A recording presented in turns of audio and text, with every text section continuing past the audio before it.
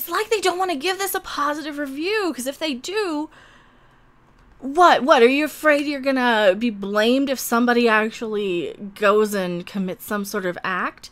It's a movie. I've played Grand Theft Auto for years. I've never beaten anybody to death with a baseball bat, right? Hello, everyone. I am Mecha42, your favorite YouTube harpy. And this is just, you know, another one of these controversial films that people just seem to want to complain about, especially the review sites, the access media sites. Like, why do you want to complain about this? Because everything's owned by Disney and this is Warner Brothers, and you can't like something that is owned by Warner Brothers? See, I have a hard time giving Warner a positive review because they copyright claim every video I make about it. Because they think, oh, you're using our footage. No. I'm using still images with no music, so bite me. This stuff, though, I mean, and then we have comicbook.com coming in. Rotten Tomatoes under fire for the Joker receiving negative ratings for the same star score. Well, they have to make, here, let me make this a little smaller. They have to make excuses now for their scores on Rotten Tomatoes. And here's the thing with Rotten Tomatoes. We know that you can go in and review you can give a positive and a negative review with pretty much the same score. They're little out of 5, whatever, splats. You can still kind of go in and be like, okay, yes, I liked it, but it's a shit movie, splat, or whatever you want to do if you're a critic over there. So they're trying to kind of pull the wool over a lot of people's eyes, trying to like smooth and calm the whatever, the people going, wait a minute. But here's the thing though, people going, wait a minute, have reason to do so. And, you know, shout out to Data Racer over here for digging this one up. And he's been really doing all of the work on these, so we don't have to. And if you haven't followed him, absolutely do. So the Joker had an 89% on Rotten Tomatoes after winning the Venice Film Festival, but the film critics have now downvoted it to a 78% with politically motivated reviews. Very real violence by today's young men has a bad moral compass. As social commentaries, Joker's garbage will be divisive. We'll go through some of these. But this article is pretty interesting. Here, this came out a few days ago. I don't agree that showing somebody who is violent and not super stable is going to encourage everybody to do the same thing, right? I've played Grand Theft Auto for years. This doesn't, you know, it doesn't mean I'm going to go beat a hooker to death with a baseball bat. These people don't quite understand, and it's like they're afraid to give it a positive review, despite the fact that it won the Venice Film Festival, right? So what are we supposed to think? Yeah, it's a surprise winner. Maybe it's a good movie, you know, maybe people liked it because it's a good movie, but you're just too afraid to glorify a bad guy? Is that what happened? Is that what's happening? Because that's kind of what I'm a little concerned about. They're going to glorify the bad guy a little too much. But now I'm hearing that it is a very harsh and brutal movie, and he's not super sympathetic, which was kind of my concern, is that we're going to sympathize too much. Like, no, he's still the bad guy. Let's not forget, this is still the bad guy. Maybe this is just a little too intelligent for your reviewers to understand. This is a funny review. The Joker is a dangerous film that will incite lonely white men to try stand-up comedy. Well, you know what? Maybe we need more stand-up comedians and less internet review sites like Rotten Tomatoes, because we need to remember how to laugh every once in a while. Oh, but no, you guys slammed Dave Chappelle's comedy special. I'm waiting for the reviews for the Bill Burr one. I'm probably going to watch that tonight. A movie with this message, this one hammers home again and again, feels too volatile and frankly too scary to separate from the very real violence committed by young men like Joaquin Phoenix's Arthur Fleck in America almost every day. You know, maybe it's supposed to be scary. Maybe violence is supposed to be unsettling.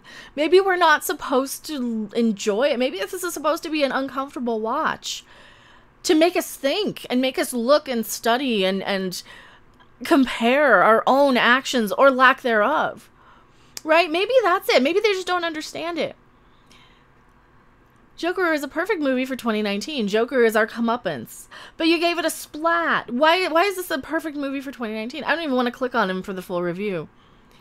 Joker, a middle-brow impression of highbrow, has a moral compass and is pointed in the wrong direction. A middle-brow impression of highbrow. So this is one of those movies that's designed to be kind of a little smarter than your average superhero comic book popcorn movie. But it's still designed to kind of appeal to the crowd of people who are going to go to see this because they liked Batman and The Dark Knight and all those sort of films.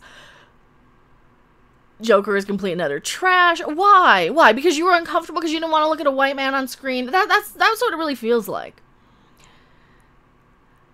It's nothing less and nothing more than an agent of unbridled chaos. See, this makes me think this movie is going to be phenomenal. That it's not just another dumb popcorn movie with a bunch of CG superheroes playing rock'em sock'em robots punching each other for an hour and a half, right? Because those kind of get boring to me. I like movies that make me think sometimes. I like movies that make me see the world a little differently sometimes. So as social commentary, Joker is pernicious garbage. Oh, I don't get to say that word very often. But no, we've got all these things like they just want to take shots at people. See, Warner Brothers will walk away with a lot of money. Reviews for both It Chapter 2 and The Joker have been largely positive.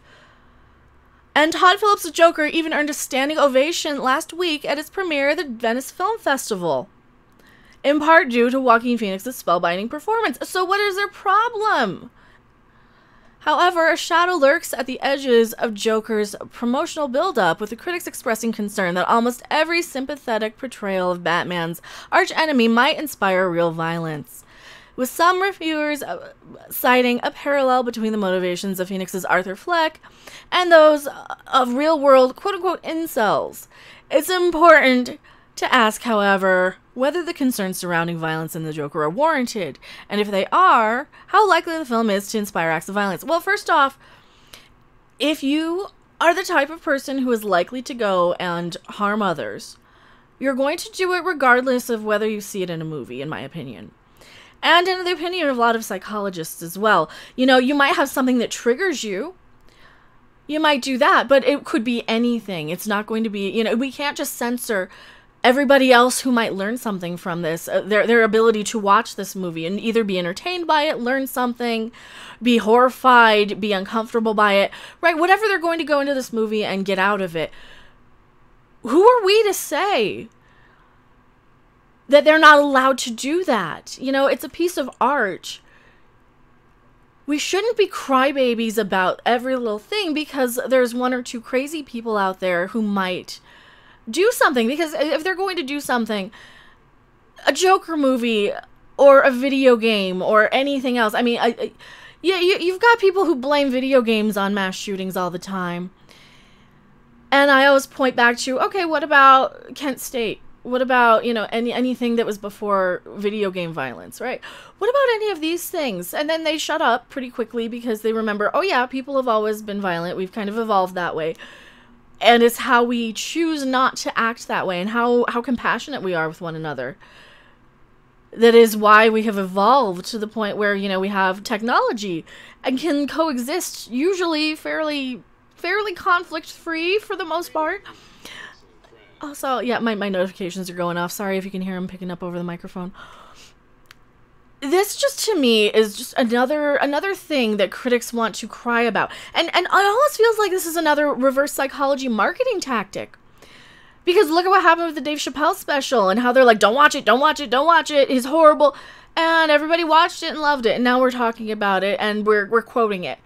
Because that's what you do, you know, when a million people tell you don't do something. You want to go and see it for yourself, right? Except in the case of Star Trek Discovery, I just don't even think it's worth a curiosity watch. But hey, something like this, though, I don't agree that people are going to be going out and imitating this. They might cosplay as it, but people at the end of the day know right and wrong for the most part, you know, except for people on Twitter with a lot of blue check marks. Apparently, some of them I end up seeing. Ooh, some of them I end up seeing and they come after us. Not all of them, but some of them. And some of them are legit marketing accounts, so I don't count those as people. And those are the people who come after me because I tend to prefer some of the DC movies over some of the Marvel movies. So I get those marketing accounts all the time, and I get the threats if I complain about a Marvel movie or a Disney movie. Oh yeah, I do. But they're not to be treated like real people with real opinions. Because they're just bullies on the internet, and that's what it comes down to, right? Tell me what you guys think in the comment section below. I don't know if this is just like a reverse psychology marketing tactic, or if these people are actually concerned about it, or if they're going along with what everybody else says. Because a lot of the time they'll hear, oh, I am not intelligent enough to have my own opinion, so I have to form one from what these other critics have said. And that's why they're slowly trickling in. They're just slowly trickling in, and they're pretty much saying all the same thing. And this is why beforehand on Twitter, on my previous Joker video, which I'll link in the description, they were saying the exact same thing. Oh, white man, Trump supporters, MAGA, blah, blah, blah, blah, blah. And that's what they all kind of are copy and pasting each other's identities, because they don't really have personalities or opinions of their own.